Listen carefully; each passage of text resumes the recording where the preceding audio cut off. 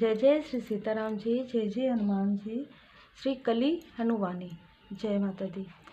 देखिए, अगर हमें हमारे लाइफ में स्पिरिचुअल यात्रा में यदि हमें सदगुरु की प्राप्ति हो जाए परमात्मा जी की कृपा से, तो हमारे लाइफ में, मटेरियल लाइफ में और स्पिरिचुअल लाइफ में, दोनों ही लाइफ में हम काफ़ी बैलेंस हो जाते हैं और स्पिरिचुअल यात्रा को बहुत ही सरलता से हम पूर्ण कर सकते हैं। तो यहाँ पर जो श्री कली हनुवानी, जिसमें श्री हनुमान जी बाबा जी की वाणी है, हम यहाँ पर कहीं ना कहीं एक भक्त के रूप में, एक शिष्य के रूप में ये श्रवण कर रहे हैं, पठन कर रहे हैं। तो यहाँ पर हमें बहुत से ज्ञान प्राप्त हो रहे हैं ना। आगे हम यहाँ पर देखते हैं, यहाँ पर वार्ता चल रहा था, हमने देखा उर्वा के बीच में और उनकी जो उनसे जिनकी मैरिज होने वाली है उर्मी, उनके बीच में। अब हम देखते हैं आगे, जनन वंश बढ़ाने के लिए आवश्यक है, मातंग परंपरा का भविष्य इसमें निहित है, इसमें शारीरिक कुछ भी नहीं है। हो सकता है पूरी तरह शारीरिक ना हो सकता है यह भौतिक काया और मानसिक चतुर्काया की संयुक्त इच्छा हो, परंतु भौतिक काया अवश्य इसमें संलग्न है, आप इससे इनकार नहीं कर सकती। हम एक दूसरे के प्रति आकर्षण क्यों अनुभव करते हैं?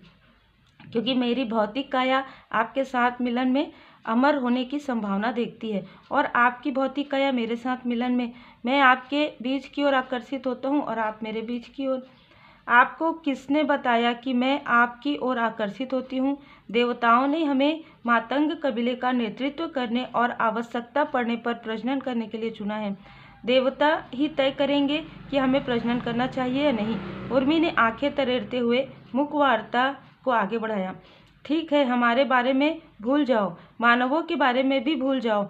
कोई भी नर और मादा एक दूसरे की ओर आकर्षित क्यों होते हैं? यदि यह मन के उच्च संकायों से उत्पन्न इच्छा होती है तो जानवर प्रजनन न करते।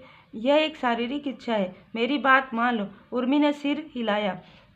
उर्वा ने आगे विचार पैदा किए जिनसे मुखवार्ता आगे बढ़ी। मेरी समझ ये है, पहले भौतिक काया स्वयं ही विकसित होकर स्वयं को अमर बनाना चाहती है, परंतु जब ऐसा करना असंभव जान पड़ता है तो चिरंजीवी होने के वैकल्पिक साधनों की खोज शुरू होती है। काया की उस अवस्था को यौवन कहते हैं। भौतिक काया उन बीजों को उत्पन्न करना शुरू कर देती है जो उसके जैसी ही काया अर्थात संतान पैदा कर सकते हैं। संतान उसके मरने के पश्चात भी जीवित रहती है। नर को अपने बीजों के लिए अनुकूल पर्यावरण अर्थात गर्भ की खोज रहती है। इसी कारण नर मादा के बीच आकर्षण उत्पन्न होता है। मैं इतने वर्षों से इस आकर्षण को समझने की चेष्टा कर रहा था, अब जबकि मैंने यह समझ लिया है, आकर्षण कम हो गया है।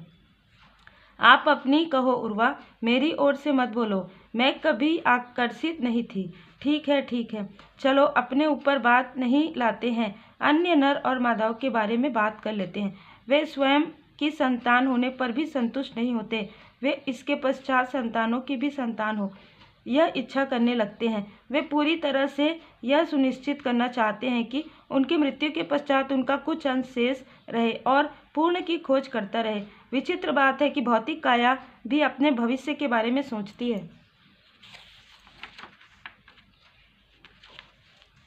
भौतिक काया भविष्य के बारे में नहीं सोच सकती। उर्वा के मन में एक रहस्यमय स्वर गूंजा। यह स्वर उर्मी के मन में भी गूंजा था। उसके चेहरे पर विजयकारी भाव आ गए। उसके मन में आए इस विचार ने मुख वार्ता को आगे बढ़ाया। देखा, सब कुछ भौतिक नहीं है उर्वा। मैं अब भी कहूँगा कि नर के बीज के मादा तक पहुँचने की इच्छा विशुद्ध रूप से भौतिक है। मैं इस बात से सहमत हूँ कि मन भविष्य के बारे में सोचता है, तन नहीं। तो फिर मन का कोई अपना कारण होता होगा जो स्त्री और पुरुष के बीच आकर्षण को बढ़ाता है, परंतु शारीरिक आकर्षण अलग है। तन उस बीज को आरोपित करना चाहता है जो उसे अमर बना सके। यह शुद्ध और सरल है। इसके लिए भविष्य के बारे में गणना करने की कोई आवश्यकता नहीं है। एक इच्छा का समर्थन आपकी 5 कायाओं में से एक से अधिक कायाएं भी कर सकती है। ये शब्द श्री हनुमान जी के थे। उन्होंने अपनी आंखें खोल ली थी। चूंकि ये शब्द उर्वा और उर्मी के बीच चल रही मुख्य वार्ता के उत्तर में कहे गए प्रतीत हुए। उर्वा और उर्मी चौंक पड़े। श्री हनुमान जी आगे बोले, दूसरे शब्दों में किसी एक इच्छा के समर्थन में आपकी एक से अधिक कायाएं साथ आ सकती है, परंतु समर्थन के पीछे उन सब के कारण निश्चित रूप से भिन्न होंगे। एक बार यदि आप सभी कायाओं के बारे में जान लेंगे तो आप इसे बेहतर ढंग से समझ पाएंगे। शुद्धि काया। उर्वा ने उत्साह और उत्सुकता से श्री हनुमान जी को बीच में ही टोक दिया था। वह बोला, हमें बुद्धि काया के बारे में बताइए देव। बुद्धि काया। मैं बहुत उत्साहित हूँ। ऐसा लगता है जैसे मैंने अपने जीवन के पिछले 2 दशकों की तुलना में पिछले 2 घंटों में अधिक ज्ञान प्राप्त किया है। बुद्धि काया किरदार को कैसे पूर्ण करना चाहती है, अतीत को सुधारने और भविष्य को सुरक्षित करने का प्रयास करके। वहाँ पर शुद्धि काया की जगह बुद्धि काया है। श्री हनुमान जी ने कहा, आपकी बुद्धि काया भविष्य की कल्पना करती है और अतीत की स्मृतियाँ खंगालती है। जब आप अपराध बोध से अथवा अतीत की गलतियों को सुधारने के लिए कुछ इच्छा करते हैं तो उस इच्छा के पीछे निश्चित रूप से आपकी बुद्धि काया है। जब आप अपने भविष्य को सुरक्षित करने के लिए कुछ करने की इच्छा रखते हैं या कुछ ऐसा करने की इच्छा रखते हैं जिसका परिणाम भविष्य में मिलेगा तो वह बुद्धि काया की इच्छा है। तो पूर्ण के बारे में बुद्धि काया की अवधारणा है एक ऐसा वर्तमान जिसके साथ एक आदर्श अतीत और आदर्श भविष्य संलग्न है। दूसरे शब्दों में बुद्धि तब आपको पूर्ण मानेगी जब आपके अतीत में सुधारने के लिए कुछ न बचा हो और आपका भविष्य पूरी तरह सुरक्षित हो। जैसा कि आप जानते हैं, ऐसा कभी नहीं हो सकता। बुद्धि की अवधारणा मूर्खतापूर्ण है। काल आकाश का यह प्रपंच ऐसा है कि आप एक लक्ष्य पर पहुंचते हैं तो दूसरा लक्ष्य दृष्टिगोचर हो जाता है। और जहां तक आदर्श अतीत की बात है, हर किसी के अतीत में धब्बे होते हैं। जय जय श्री सीताराम जी, जय जय हनुमान जी, जय माता दी। आज मुझे एक मार्गदर्शन प्राप्त हुआ गुरु जी के बारे में। मैं जैसे कि जो भी मुझे मार्गदर्शन मिलता है मैं अपने स्टेटस में, स्टोरीज में भी लगाती हूँ। आज मैं जब श्री साईं सच्चरित्र का पाठ कर रही थी उसी वक्त में मुझे ये मार्गदर्शन प्राप्त हुआ। सारतः गुरु का ध्यान गुणगान करने से ही शिष्य में भगवत दर्शन की योग्यता आकर परमानंद की प्राप्ति होती है, इसमें संशय नहीं करना चाहिए। तो यहाँ पर हमें ये ज्ञान प्राप्त होता है क्योंकि हमें हर जगह से ज्ञान प्राप्त होता है। मैं हमेशा ये बताती हूँ कि हर रूप में हर वक्त श्री हनुमान जी बाबा जी की असीम कृपा है। साईं बाबा जी के रूप में, भोले बाबा जी के रूप में हमेशा हमेशा मेरे साथ हमेशा कृपा बनी हुई है बाबा जी की। तो जब मैं मंदिर से आई तो मैं पाठ करती हूँ, तो मैंने पाठ किया। पिछले 2-3 दिन से मैं नहीं पढ़ पाई थी श्री साईं सच्चरित्र, श्री हनुमान जी चालीसा का पाठ में की और मैं मंदिर गई।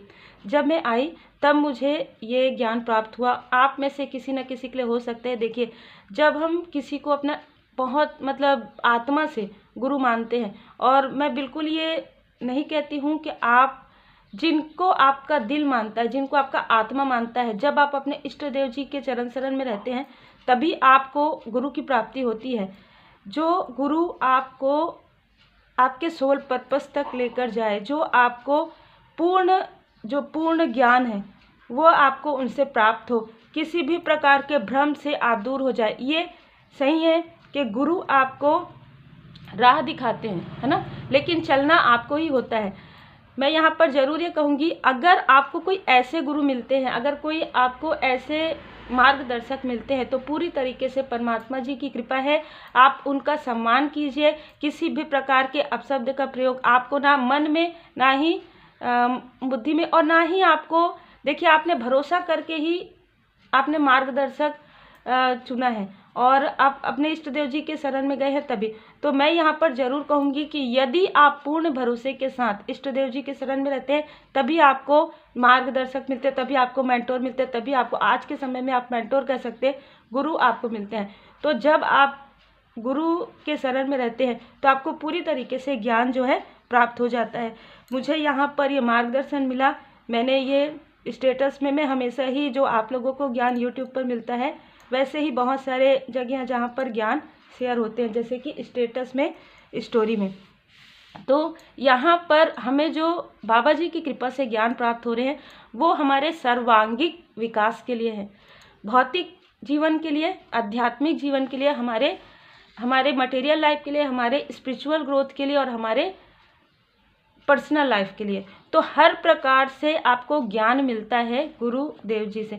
तो कहीं ना कहीं मेरा तो पूरा आत्मा ही कहता है कि मेरे गुरु श्री हनुमान जी बाबा जी और है गुरुदेव जी, क्योंकि जो मुझे आज 4:30 बजे सुबह, कई बार मुझे ऐसी फीलिंग होती है, कई बार जिस वक्त में बाबा जी मुझे 4 बजे 4:30 बजे मतलब जागने के लिए कहते हैं, और फिर मैं उस दिन ज़रूर मंदिर जाती हूँ। और बहुत से ऐसे मार्गदर्शन है जो बहुत सारे लोगों के लिए आते हैं, है ना, जो हमारे सोल फैमिली मेंबर हैं उनके लिए। तो मैं बस यही कहूँगी, चाहे आप किसी भी रूप में कहीं पर भी किसी से भी पूछने जाएं, किसी से भी मार्गदर्शन ले, तो यदि आप अच्छा नहीं कहते हैं तो उनके लिए कभी भी निगेटिव थॉट ना करें। इससे आपका बृहस्पति ग्रह भी कहीं ना कहीं वीक होता है। आपको अच्छा नहीं कहना कोई बात नहीं, लेकिन कभी भी उनके लिए निगेटिव टॉक या थॉट ना रखें। ऐसे मटेरियल लाइफ में भी यदि आप किसी से मार्गदर्शन लेते हैं तो मुझे यहाँ पर जो मार्गदर्शन मिलते हैं मैं वही आप लोगों से शेयर करती हूँ।